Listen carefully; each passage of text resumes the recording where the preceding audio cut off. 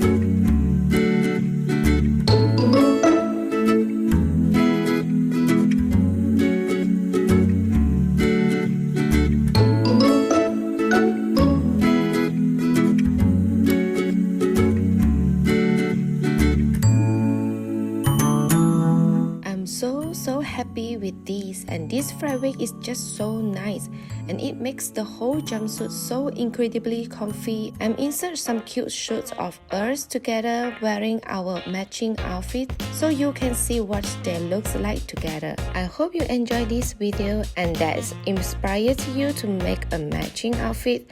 I just want to say a massive thank you and for all the love and support you have shown to me. Have a lovely day and I'll see you guys in my next video. Bye!